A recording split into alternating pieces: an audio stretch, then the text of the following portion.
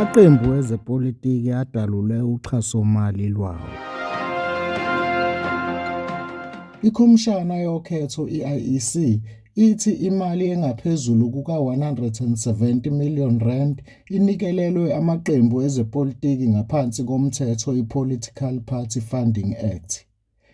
Ngokusho kwe-IEC, lokhu kungokokuqala ngqa ukuthi imali engaka iqoqwe ngekota eyodwa. Isamba esimenyezelwe singu-R177,969,959.39.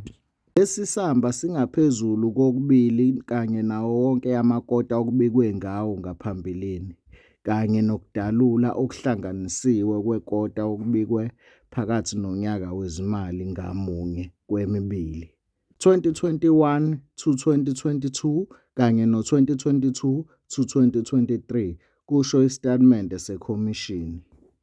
Afinyelela kwi-13 amaqembu asememezele ngokusemthethweni iminikelo yawo, kanti ahlanganisa i-Able Leadership, Action SA, African National Congress, African Transformation Movement, Change Starts Now, Democratic Alliance, Economic Freedom Fighters, Independent South Africa, National Civil Organisation, Inkatha Freedom Party, iPatriotic Alliance, iRise Mzansi, i-United Democratic Movement kanye neFree Front Plus.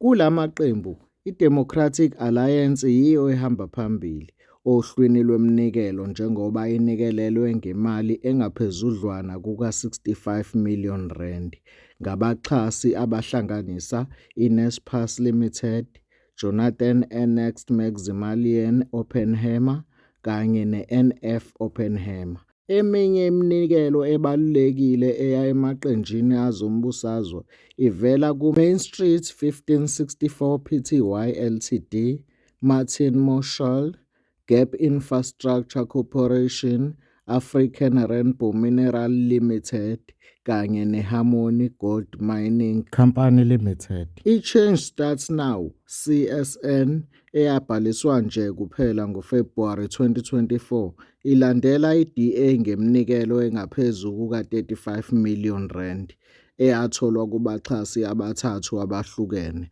okuyi iFynbos Equitate Pty Ltd, iMain Street 1564 kanye neBall Family Trust. I-IFP yahlomula ngo-R20 million, i-ANC yahlomula ngo-R16 million, iRise Mzansi ilandele ngemuva ngomnikelo ka-R15 million, kwathi i-Action SA yathola ngaphezu kuka-R10 million.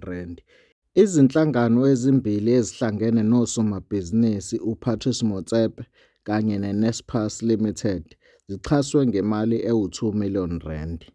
iChange Starts Now, CSN, eyabhaliswa nje kuphela ngoFebhuwari 2024, ilandela iDA ngeminikelo engaphezu kuka-R35 million eyatholwa kubaxhasi abathathu abahlukene, okuyi iFynbos Equitate Pty Ltd, iMain Street 1564 kanye neBall Family Trust.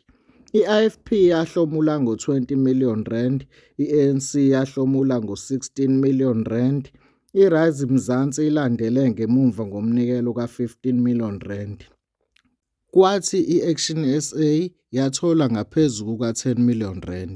I-EFF ne-UDM bobabili bathole iminikelo engaphezu kuka-R2 million iqembu ngalinye.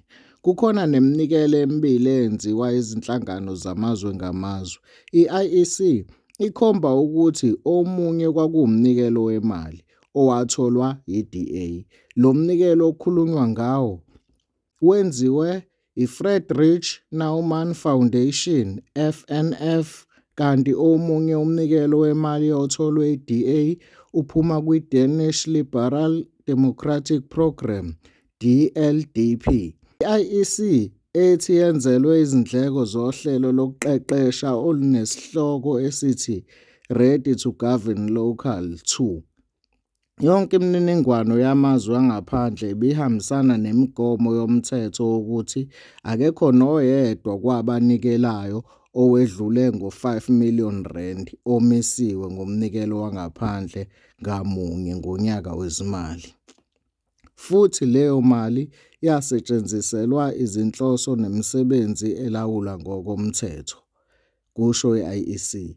Uxhaso lweqembu lezepolitiki iRise Mzansi ithole umnikelo ka-R15 million kuRebecca Oppenheimer. Ezangalesi sikhathi ubuziphathele uSeluma Nzima.